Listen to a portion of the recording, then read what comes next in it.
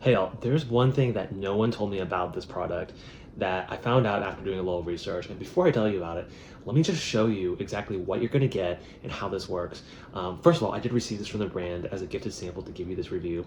And after my tests, I made a matcha latte the other day. It was simply amazing. This ceremonial bowl, which holds up to 17 ounces, and this whisk combined, it makes a really frothy matcha tea. I also bought this on Amazon, which is the real stuff. You don't want to get like the organic latte mix type of thing because it's not real green tea. You can tell because just of how much you get versus the real powder form of it. The thing that no one tells you about this is that you're supposed to put this in warm water before whisking. And while the instructions do say that, it doesn't exactly spell out why. And so I kind of question it. And so, in fact, it is very important to do so. If you don't put this in warm water before starting the ceremony of creating matcha tea, these tines could eventually snap after a vigorous use of using it.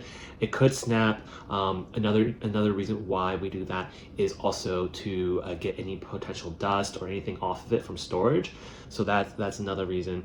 And then another reason is that it helps bloom this so that it makes it go up even wider. Because when you do set this over time, it'll just like kind of crunch together, but over warm water it will bloom and then you'll get some better mixing action. But overall, this was a really nice set.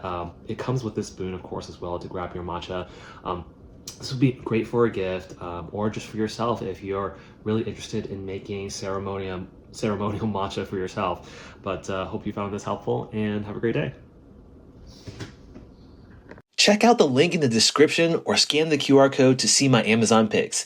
Don't forget to like, subscribe, and I'll see you in the next one.